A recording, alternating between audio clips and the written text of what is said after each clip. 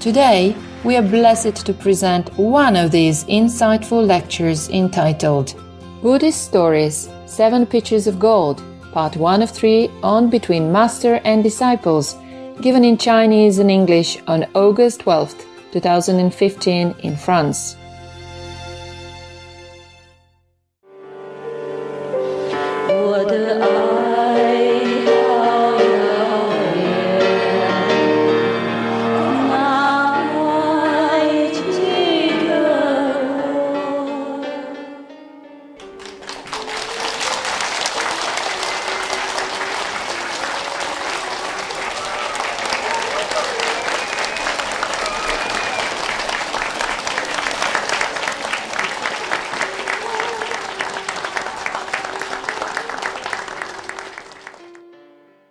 师父，今天我看那个，我想我们大陆的同学吧，有一个就是看着我就是想师父就哭，想师父就哭，完了我就寻思，我说你们怎么想师父就哭呢？后来我也想师父，我也哭，我的眼泪就噼里啪啦往下掉。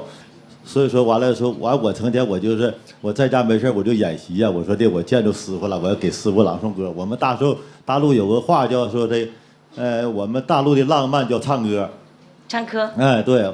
但是我不会唱歌，我挺喜欢师父唱的《我喜乐》，我非常喜欢师父演的听。大陆的同学都喜欢师父唱这首歌，好多歌颂啊。对呀，但我不会唱歌，我嗓音不好，但我会朗诵诗歌，我赞美师父的歌。在今年春节前青海日，在那个西湖，我给大家朗诵一首就是诗赞美师父。我说将来我见到师父，一定要给师父朗诵这首诗，好吗，师父？那我就给大伙朗诵一首啊，今天是有幸的机会。你是不会唱歌吗？你说。我不会唱歌，我愿意听师父唱的歌，我喜乐。我们大陆人非常愿意。你叫我唱。不。你自己要唱。我要朗诵一首诗给师父。哦 ，OK。一首诗。OK。敬爱的师父，您是我的自由，您是我的最爱。您把我们生生世世轮回的枷锁打开，您不再让我们痛苦，您不再让我们徘徊，您把世界变成伊甸园，您让我们提前迈入了黄金时代。谢谢师父。Thank you。好美。喜欢听你唱歌，你能教我们一段《我喜乐》这个歌吗？谢谢。你叫我现在唱你的歌？不是，要听我喜乐，就是您唱的歌，我们大伙非常愿意听，就听我们那个收音机的。就是了解，你们喜欢就好嘛。对，很喜欢，谢谢，那首歌很好听。对，好诚心。对，我们听着眼泪就出来了，我们听着就哭了。好了，谢谢。OK， 给他一个饼干。好了，想你一个饼干，象征哦，象征而已 ，OK， 没什么，就是象征，谢谢了，Anyone else? Yeah, tell me. Can I share a few experiences I have because it's related to what you've been talking about the sutras. Since I got initiation, it's quite amazing how when I started meditating. It was difficult for me, but I believe in your teaching.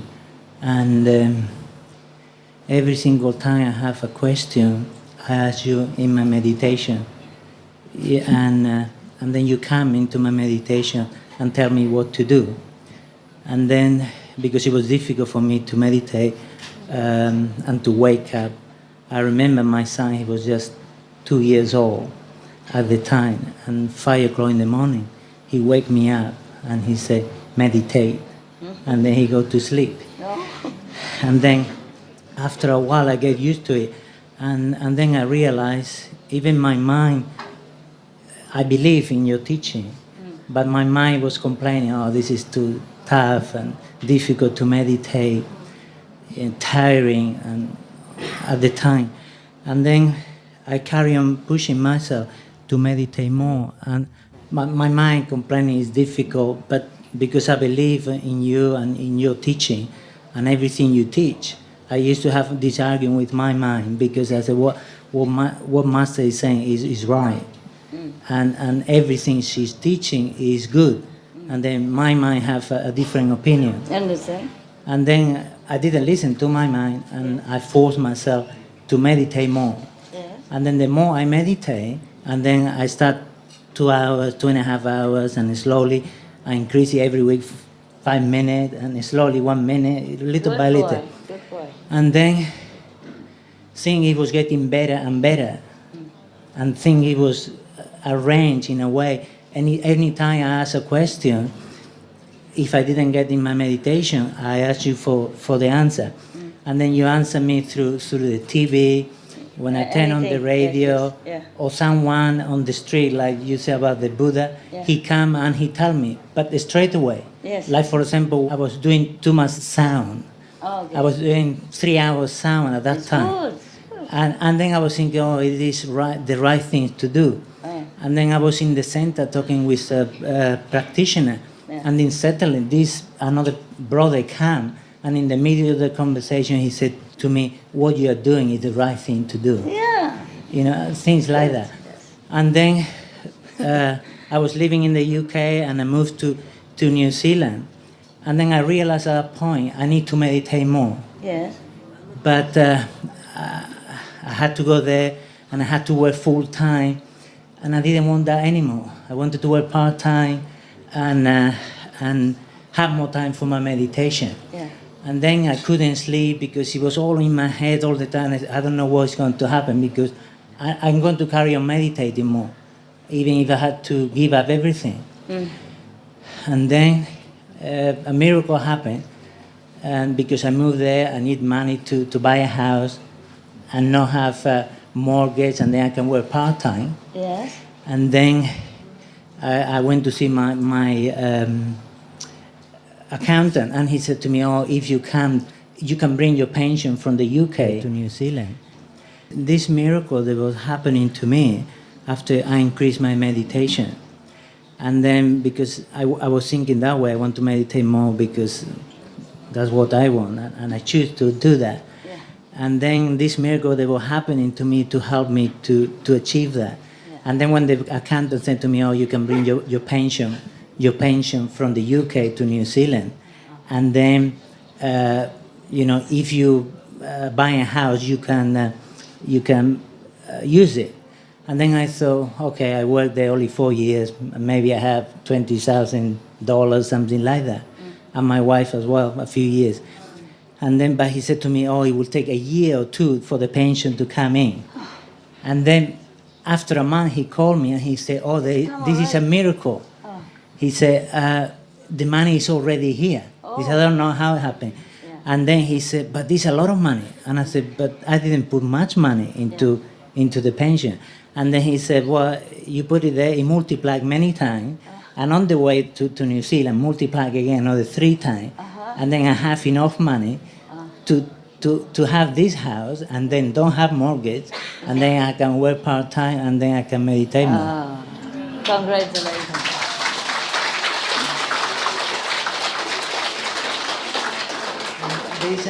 That's one. I would like to share another one. Is your wife here? My wife, she's... Is she happy too? He's the best, Master. You're the best. Thank you so much. No. Are you happy about the event, the miracle? Yeah. Always. We have miracles every day, Master. Yeah. Okay, that is good. Because you're sincere, and you try your best to meditate. The more you meditate, the more you understand many things that I told you or not told you, and the more things will go better your way. Seek you first the kingdom of God. That's why. Yeah. And this is another one because I got initiation, and this is relating with my wife. I got initiation after 4 years. Yeah. I was putting your teaching all the time, but it wasn't. She couldn't see it. Yeah. And then in the meditation, I asked you, Master, what's the problem? I talk a lot about you and about God and how meditation is good for you. And then you said to me, the karma doesn't allow her to see. There's like a wall around there. And then at that time I realized, okay, it's not her fault, it's the karma. And then I asked you, how can I solve the problem? How can I help her to follow you? And then I meditated that night, nothing happened. A few nights, nothing happened. And then I was looking TV, and then I put one of your DVDs. And then when I put the DVD and I press it, the first thing, you just come out and you said to me, 3 hours sound. That was the first thing, to do 3 hours sound. And then I got the message. Yeah, I understand. After a few days asking, I always carry on asking every day until I get the answer. Yeah. And then I said, oh, God, this is very difficult. I'm going to do 3 hours. I did it the first day, and then I went to sleep 10 o'clock, and then 2 o'clock in the morning, you just wake me up and said, to meditate. And then I wasn't sleepy or anything, really full of energy. And I said, okay, 2 o'clock until 7 o'clock, I can do the meditation. And then I did the first day, 3 hours sound. I did the light a little bit, and then 3 hours sound. Then I had to do 4.5 hours light during, this time. Yes. And then the first day I did it, when I finished, it was terrible. And then my mind, it was complaining, oh, this is too difficult, this is too much. And then I have a big fight with my mind and with my body, because both of them, they were fighting really hard. But I said, oh no, I had to do it because it's good for my wife. I want to help her.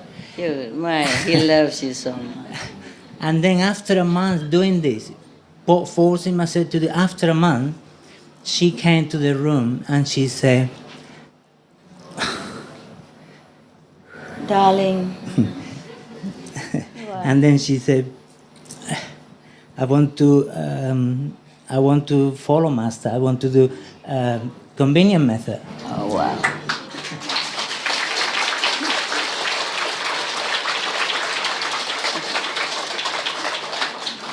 Such a good husband. And then 6 months later, she got initiation. And then 2 months later, she became the contact person. And then a month later, she started working for SNTV. And from then, we did a lot of work in New Zealand and helped, this happen. Wonderful.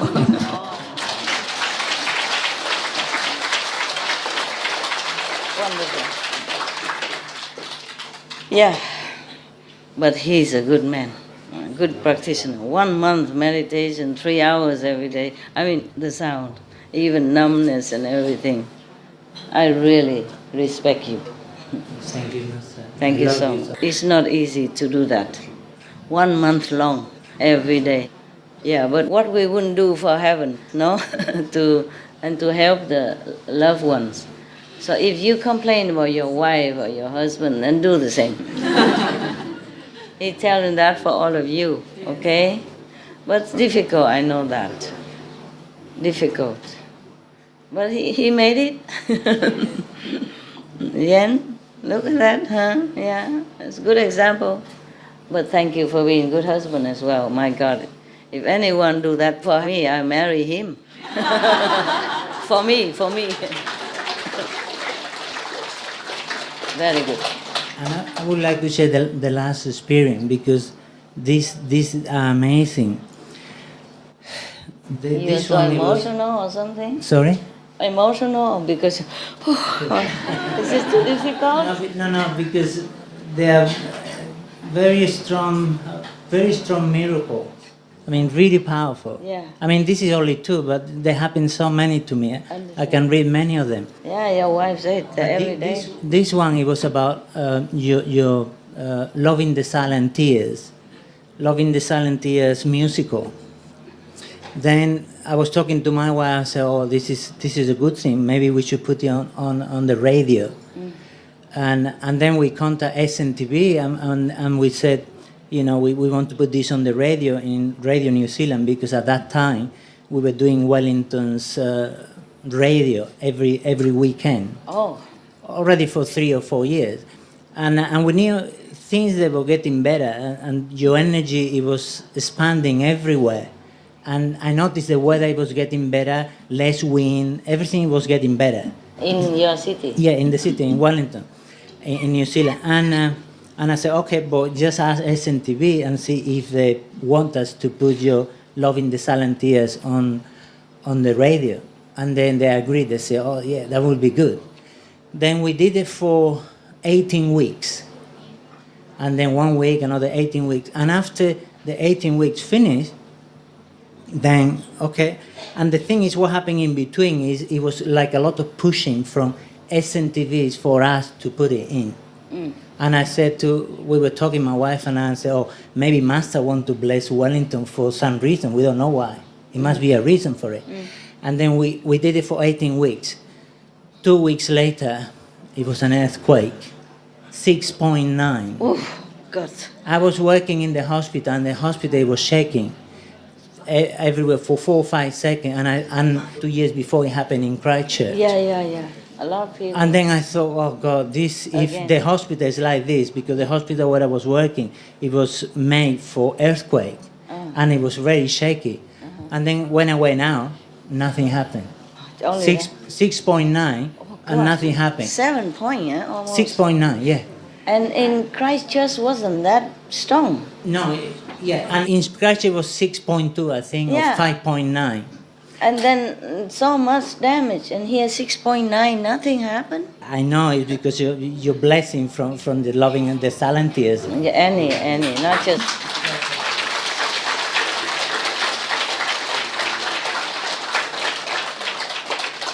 Good. And in Christchurch, when it happened as well, is we did your flyers, the little flyers we were putting into doors. 6.9. Oh, God.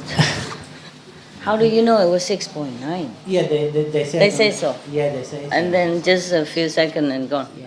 And then when the Christchurch earthquake happened, a brother who worked now on SNTV, he went to visit his family. Yeah. And that while he was there, he went with your flyer and he put in all the doors. Yeah. In his neighborhood. Yes. And then when the earthquake happened in Christchurch, Yeah. his neighborhood wasn't destroyed. Oh, even though he's in Christchurch? Yeah. You should have worked faster. Put it all over Christchurch. We did nearly the whole country, but we couldn't do the Christchurch Understand. because it was enough initiate there, but they were busy. But we did most of the More country, manpower. and they used to say, "Oh, if an earthquake happen, will happen everywhere except in Christchurch." Yeah. But in Christchurch, it was a lot of slaughterhouses and a lot of farming, Yeah. and the energy wasn't. Animals. And we couldn't do it, but Yeah. you know, Karma. the Karma power. stopped you. Yeah. Yeah, and the power of your blessing flyers to just protect the area where the flyer was put on. Could have been worse, of course. Yeah. I'm sorry, we remember this, sorrowful event. We did send people to help though. Oh, I did send. Yeah, we did, yeah. Thank you very much, Master, for everything. Yeah. For your love. You're welcome, but I'm sorry. 师父还有一首是我代表大陆同修献上您的，我爱你提姆阔图。我爱你提姆阔图，你是宇宙之上主，你的光辉照遍了整个宇宙，您的甘露洒遍了科里国土，我们永远跟着您的脚步，和您一起进入初始宇宙。谢谢。是你弄的吗？是你写的吗？哇，太漂亮了，谢谢。我天天想你，我就提神，我就想师傅，我就天天琢磨写，我就都写了。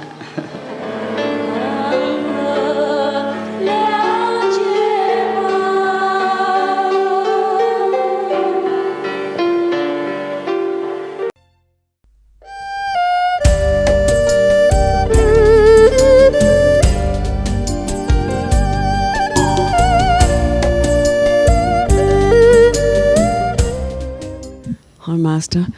I just wanted to ask if you get a disease in your body, does that mean you're paying some sort of karma back, or is it your own self trying to tell you that you've got the wrong thoughts, or you're not doing something right in your life if you get a disease in a particular part of your body? Some bad karma has to be paid. If you meditate more, probably it's less or disappear. Okay. Yeah. Thank you. A lot of love also. Or go out gifting to people, to the poor people. Okay? Okay. Whatever you can, you give. Okay. And then meditate more. Okay. Or recite the Buddha's name. All of us, have done. Not only we have a lot of karma in the past, but it's already erased at the time of initiation. But we also continue sometimes to do something which we don't know. Sometimes we step on animals or some insects, we kill them, a lot of them or something like that. Also the karma of this life, so that you can stay on this planet. If everybody karma free, cannot stay here. So somehow you have chosen something to come down, to meet me. So sometimes it's karma, sometimes it's your own wish, okay? Yeah. Like the churchmen say, okay, if you want to see Master Ching Hai, are you willing to suffer? Like, okay, you have to be sick or something, or you have to pick some very bad habit or something like that, okay? The price, okay? But meditate more, do charity. Okay, it's just that when you were talking before about saying the 5 names or saying one of the names if something is dead, because where I live in the mountains in Australia, the snow mountains. Very beautiful place, very pure, very pure, clean, beautiful rivers and lots of blessings there, millions of trees and everything like that. Yeah. But sometimes you go along the road because, there's a lot of wildlife there on the road, and so you pull them off. Yes. And I always recite the names, pull their body off the side of the road and recite the 5 names and tell them, go to the light, go to the light. Yeah, yeah. But I just thought, obviously, I got a disease in a particular part of my body, and I just wondered if it was something that I'm doing, not for myself and doing for someone else. Are you? I think maybe sometimes I try to please, like my family members, and maybe I'm not doing something that... Then stop it. If you think that's the cause, then stop it. Or doing less. Well, it's just that... what did you do to please them? Something bad? No, not something bad. No, just maybe not doing what I really want to do, like my art or spend time for myself or out in my garden or whatever. Maybe I sort of think, oh, well, I'll just make them a meal, I'll just clean up after, and do all that sort of thing, and maybe not focused on my own things enough, Oh, I see. Yeah. It's not all that. No. Just meditate more a little bit, okay? Okay. Because sometimes we spend time with other people who are not good practitioner or are non-practitioner, then we also share some karma. Okay. Yeah. If you are in their magnetic field, then just automatic exchange. Okay. You will lose some cells while they are gaining some. Oh, okay. Maybe they're more healthy and you are not. If you love them and pay too much attention to them, it's like that. Okay. If you're willing to, it's okay. Meditate more. Yeah, okay. I shall. Okay. Alright. That's nice stuff. You're welcome. Give some more of your stuff out to other people. Okay. Money or anything. Yeah, Yes. okay. Even clothes. Yeah? Yeah. Some of your clothes or give it away. Okay? Okay. Right. Okay. Thank you. I hope you get better soon. I feel I will. I feel I can overcome it. Good. Yeah, because I'm that sort of person. I have a really happy life. Uh-huh. Very happy. And I live with a lot of blessings around me, and I have my horses. Yeah. I've got 2 beautiful horses, Uh-huh. and I feed them, well, at the moment, because it's winter there, they get fed, 2 or 3 times a day, and they get coats on and coats off because it's cold at night. Oh. But the interaction with them is just so beautiful. Understand? They're just the most beautiful animals. I understand. Like big puppy dogs, Yeah. They would come in the house. If you leave the door open, they would come in the house with And sissy sassy. It's just so beautiful. One love. They come in, they want you pet them, love them, talk to them. But when you see them, when they see you, they whinny and they run towards you, and it's just beautiful. I know. Yeah. I had 2 before. Oh, did you? But I didn't have enough fortune to spend a lot of time with them. Yes. I let one of my attendant take care, and he always give him every day the best apples, Yes. better human grade apple. And then, but later, they told me that the two horses keep looking to the other side of the fence because further away there's another farm. And then something in between, and then another farm. He looking in that direction all the time because they used to be together as a herd. Yes. And I took only that, yeah. Wow. And then later, so I thought he missed his herd. I don't have the heart to keep. So I make a present. I return without asking for money, anything. Yes. Okay, fine. And then sometime the owner of that farm, he'll ride this horse, or the son of the farmer rides his horse past our center. And the horse saw my attendant, who used to feed him every day and give him the best apple in town. He ran so fast that the son fell down. He ran to the attendant. He just taking care of him not too long, not longer than the farm there, you see, because they belong to that herd. Yes. And then he ran so fast towards my attendant that the son fell down. Oh, terrible. Yeah, my horses get apples, carrots every day, herbs. Yeah, just to tell you that they are so loyal, you know, even for a while. Take good care and they remember. Oh, they're beautiful. They remember. Yeah. Yes, they remember us, yeah. I have another house, there's a horse next door, Okay. next garden. And whenever I pass by, you know, I give him things, you know, either carrots or cucumber or apples or bread, yeah. So whenever he hear my golf cart, the golf cart don't make a lot of noise, but he hears it. Yes. He come tuk tuk tuk tuk tuk next to the garden, next to the fence, and put his head on the fence, waiting, waiting for me. And after I gave him already, he keep running after my goat along the fence. He couldn't jump over the fence, of course, but they're running until they don't see me anymore. Yeah. Yeah, they're so lovely, lovely. All the animals, if you interact with them, you feel so loved. Yeah. Yeah. I feel I'm really blessed to have them. Yeah. And I feel I'm blessed to live in the place that I live because it's just so beautiful. Good for you. Solid granite mountains and beautiful streams that you can see the bottom of the water. And I take the horses in there in the summer and they pound the water, you know, they love it. It's just a beautiful place. It's like heaven. It sounds like a very nice place where you live. It is, it's beautiful. You're lucky. And your hair is so beautiful. Oh, thank you. Beautiful blonde. Thank you. It used to be red. Yeah? It used to be real deep red. Really? Yeah. Can't believe that. But this is how it's gone because I'm 68 now. I can't believe that. Yes. I can't believe both your hair and you 68. Yes. Really? Yeah. Wow, you look so healthy Thank you. and spring-like. Good. Blonde suits you anyway. Oh, yeah. I don't mind. It doesn't worry me. It's beautiful. Yeah. Yeah? It's beautiful hair. So good, healthy hair for her age, my God. Yeah. Okay, we are similar. Don't tell anybody. almost similar. We're around about the same. I'm age, catching but up. I wasn't sure. I'm catching up with you. Okay. Thank you, Master. You're welcome. You all right there? Yes, thank you. And I just have to say I love you very much. Thank you. Thank you. From you, thank you. I thought you only love your horses, so.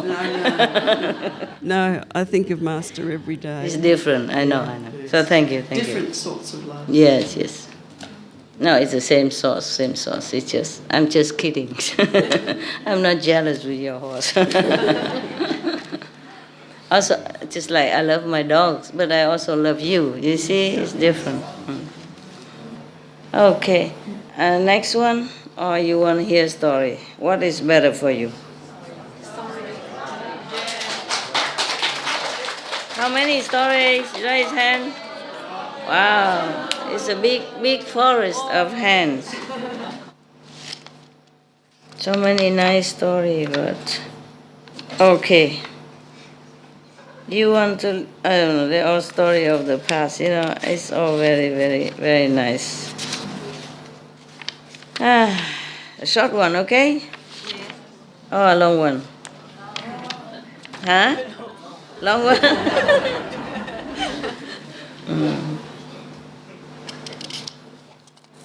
Okay.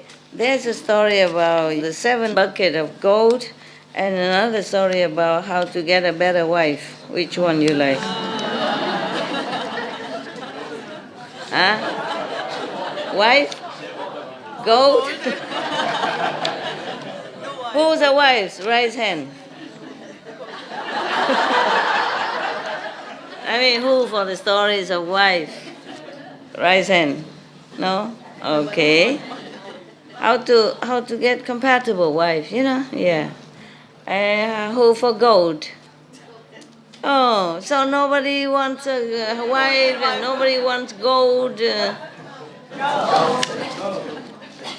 Okay, again. Wife? Gold?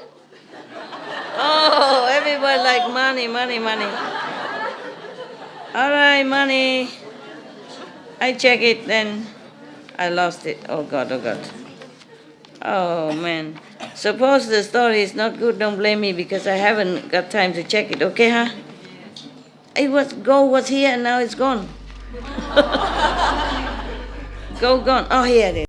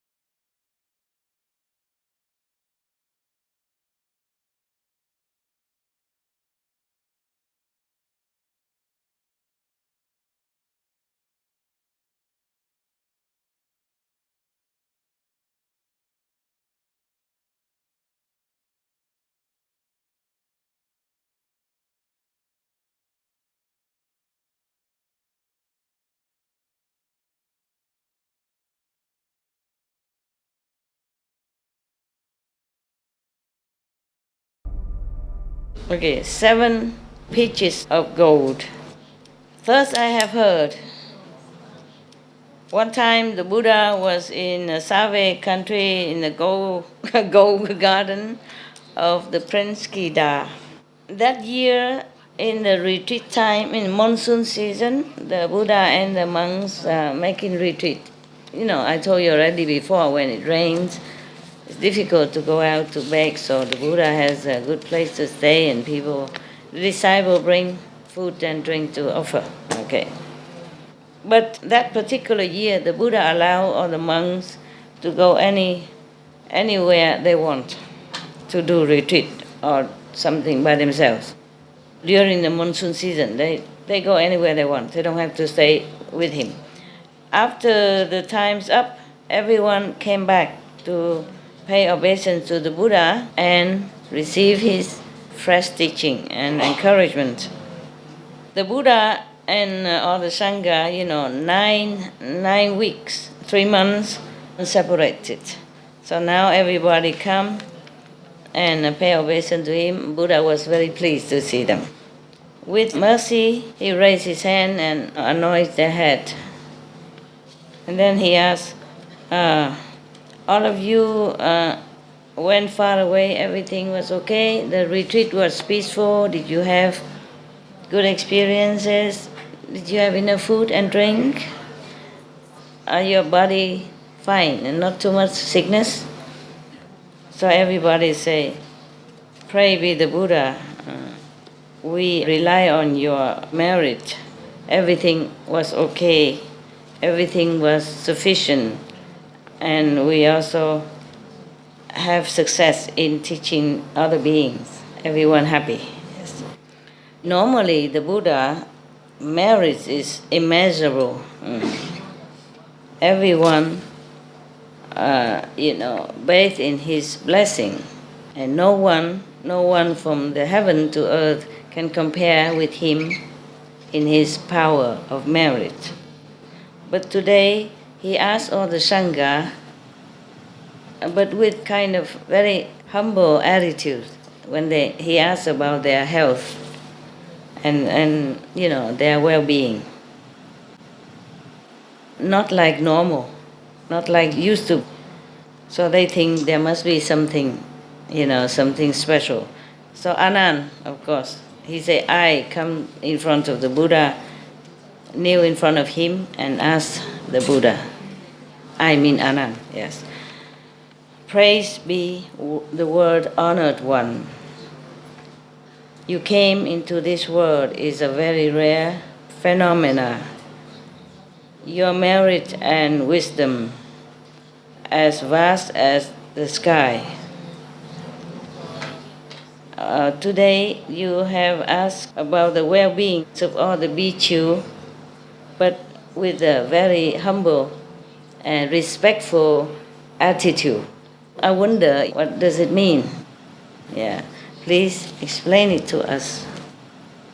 So the Buddha said, Anand, if you want to know, I will tell you. The Anand say, please tell us.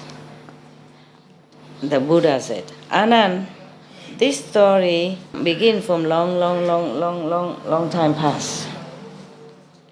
You cannot measure when and how many eons. Also on this planet, there was a country called Balanai. It's a big country. There was a person very diligent in work, in business, to make money. Anytime, whatever he earned, he just tried to save it, and then so that he can buy gold. Yeah. He would not dare to buy clothes or to drink, to eat, any luxury things. Only save to buy gold. He don't dare use it for anything good for himself. After a while, he has one pitcher of gold full, and then he dig the ground and save it there.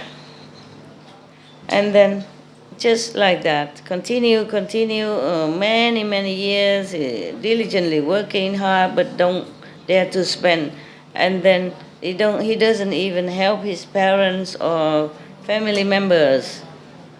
And then after a while, he has another 6 pitchers of gold, and he also bury all them in the ground.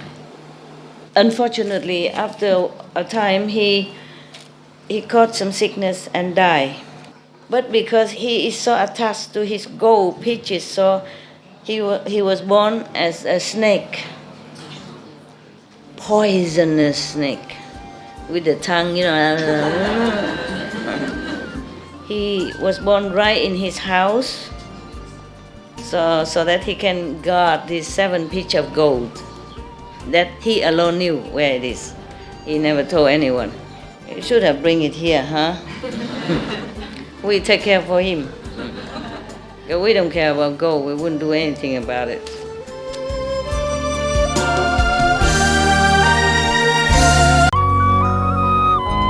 After many years, this house also become rotten and kaput, and the snake also died. Yeah. But the soul of the snake is still attached to the gold. So he be born again as a snake. Poison snake.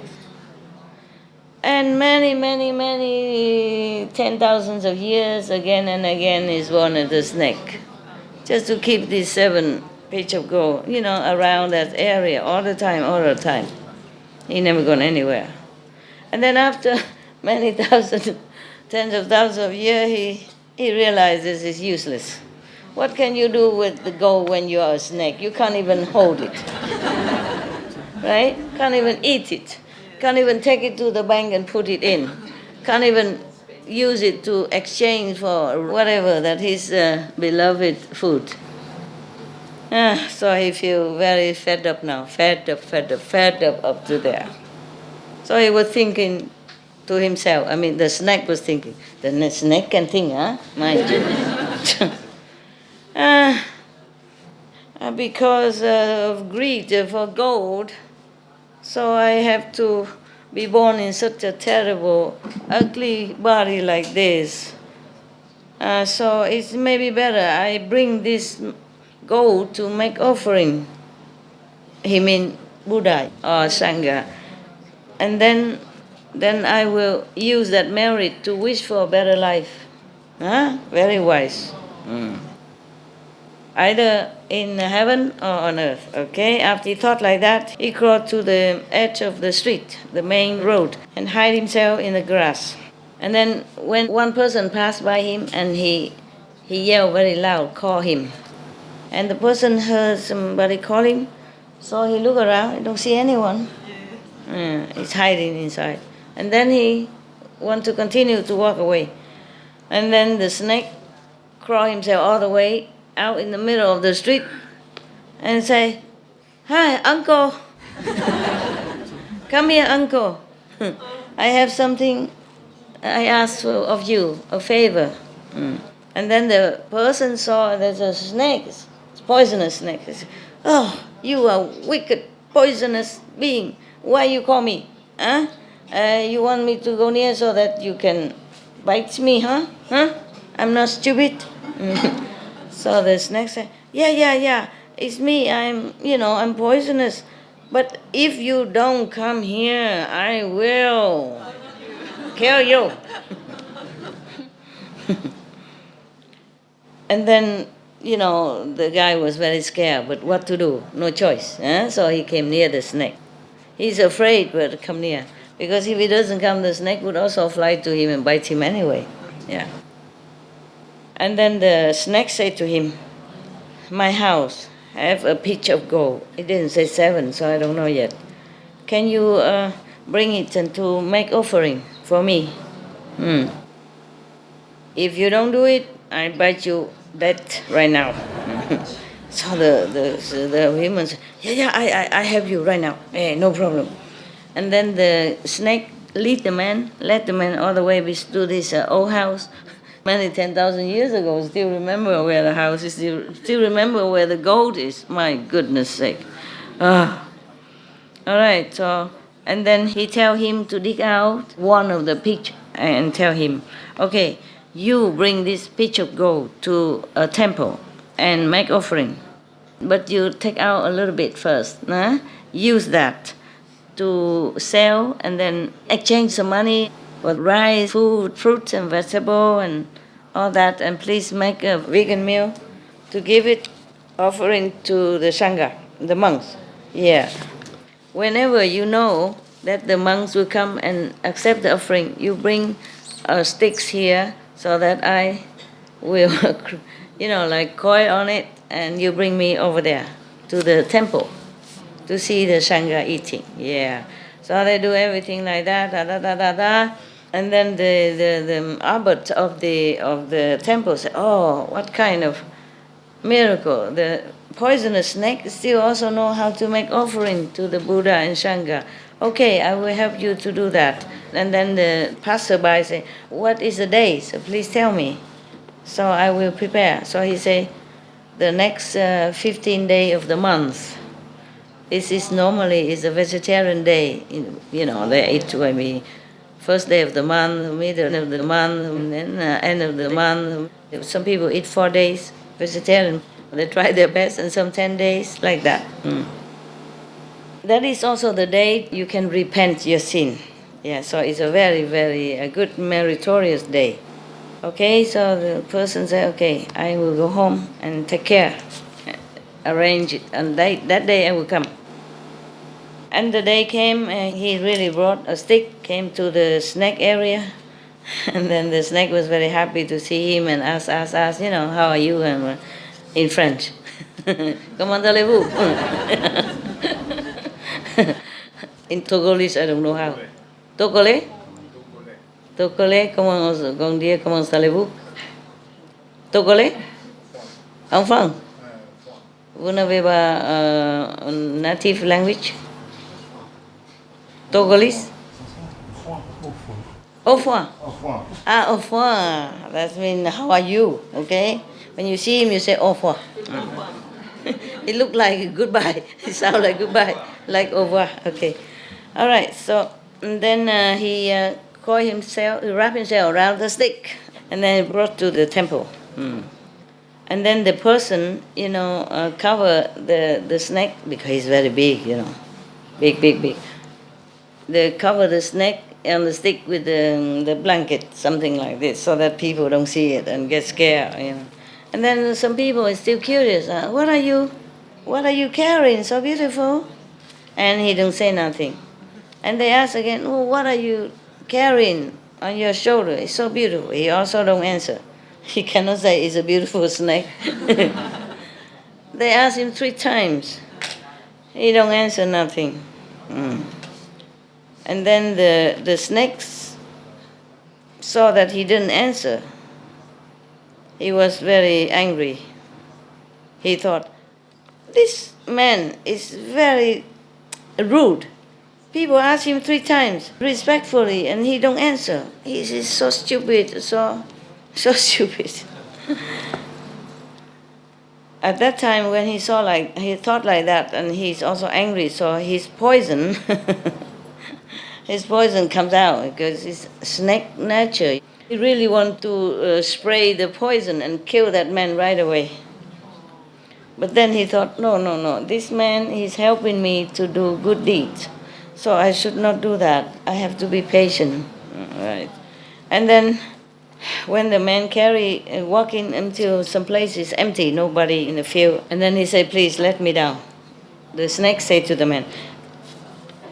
And then as soon as he touched the ground, he scolded the man. You, people, human, have mouth, is it to speak? You only use it to eat? How come people ask you respectfully 3 times? You didn't answer. Idiot. So the man heard him scolding like that, but he wasn't angry at all. He felt very repentant. And he very humbly say sorry, yeah. And the snake said, from now on, you don't behave like this anymore, okay? If anyone asks you, you have to say it very nicely. Say, okay, you have to answer them nicely. Okay. And then the man said, yeah, I will obey your advice. From now on, it won't happen again, yes. So when they came to the temple, he put the snake down in front of the big hall, like lecture hall. And then at that time, all the monks already arrived.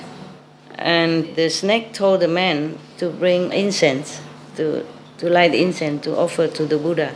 And when the man do that, the snake was really very lovingly, sincerely look at him, as if he's doing it himself for the Sangha, for the monks, yes.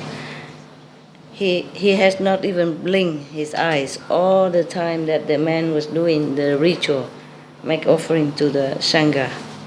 When all the monks are walking around the Buddha's stupas, and the snake tell the man, bring water, so that the monks will not be thirsty walking so long. And then he was also very respectfully looking with his eyes, all the monks, with love and respect. After the monks has finished the meals, they lectured to the snake, say, charity and offering will bring you wealth and health. If you keep the precept, you will be born either in human's world or the heavens and have a lot of merit and enjoy happiness. Whenever you see Buddha or Sangha monks, then you should gaze with respect and love. Then later you'll be born beautiful and dignified bodies. Yes. If you are greedy and hoarding properties, don't give to charity, then you will be born as a hungry ghost. If your heart is wicked, then you will be bitten by many of the poisonous snakes or others. After the snake heard that, he was very happy and say, "Praise be the reverence. Please come to my house. I have another 6 pieces of gold. I will offer all to wish for liberation."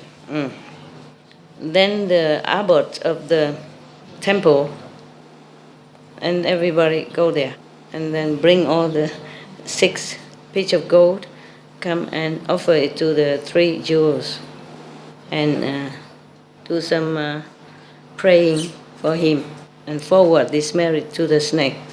After that, the snake died. He was born in one of the heaven. Yeah. After that, the Buddha say, "Anand, you should know, the one that carried the snake, it was me." There was a Buddha in former life. The poisonous snake now is Sariputra. Sariputra. Man. Yeah. Wouldn't you like to bring gold to change your life, huh? Sariputra was the poisonous snake. Gosh. Okay. At that time, even though the snake was scolding me and I was feeling ashamed and repentant and become humble, Not only that, I treat all beings equally. Up to now, I have not changed my attitude. At that time, I, Anand, and all the bhikkhu hearing the Buddha saying thus, everyone was very, very respectful, and our equality spirit, to treat all beings equally arise.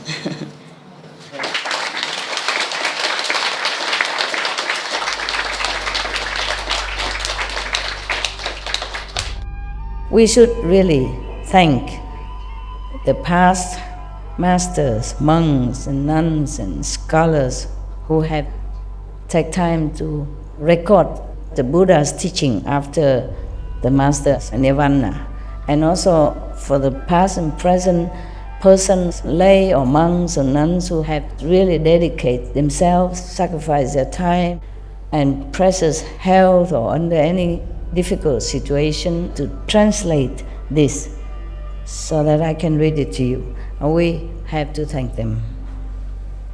And may they be blessed forever by all the Buddhas, past, present, and future. May their merit be immense. May they be liberated forever. Thank you. Why is that? Okay, so now you want to get married to a good wife or not? The man, okay. Our time is limited, so I keep reading a lot for you. You never know, huh? You're going soon, maybe. If I can detach myself from you, I also will go anytime. So many, I was thinking. Master, that story reminds me of a hell joke. Oh, the what joke? Hell joke. Hell joke? Yeah. Okay. You want to go to hell? Come on, we're not afraid of hell. Tell us. Okay, the rich man died, and he went to heaven. But when he got there, the gate was locked, so he couldn't get in. And so he was knocking on the pearly gates, trying to get in. Yeah, knocking on the pearly gates. Then St. Peter came out or not? St. Peter looked and saw him, and St. Peter comes over to him, and he says, "You can't come in. You don't have any merit." You don't have any merit for heaven, okay? Right. And so the rich man said, right in front of Peter, he said, wait a minute now. Just last week, I gave a homeless man $1. That's a merit, yeah. And so Peter looked puzzled. So he called Gabriel, and Gabriel came over. And Peter said to Gabriel, Gabriel, what is this? So Gabriel opened the book of life. And he said, he did that. But we'd already sentenced him to death. Oh. And the rich man, right in front of Gabriel, and who already sentenced him to death? He'd already been sentenced to death. Before he gave before the he dollar, gave the $1. The dollar to the homeless man. Oh, that's why it's confusing. Okay, and so the rich man said, wait a minute now, there's more. And so Peter looked puzzled at Gabriel again. He said, Gabriel, what is this? So Gabriel and Peter went over to the side, away from the rich man, and discussed it. So Gabriel opened the books again, and he said, look here, Peter, there is no merit on this guy. Just like when he was on earth, he lied, cheated, and stole to get ahead.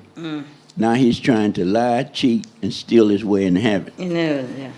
And so Peter looked at Gabriel and said, well, Gabriel, what you think we should do? Gabriel said, give him his dollar back and send him to hell. Oh, man. That's mean. He did try. Sentenced him to death, but he didn't give the dollar, right? Oh, he did give. Yeah. Meaning it's too late, right? Oh, man. Late is better than never. I should tell Peter that. We know now. Yeah.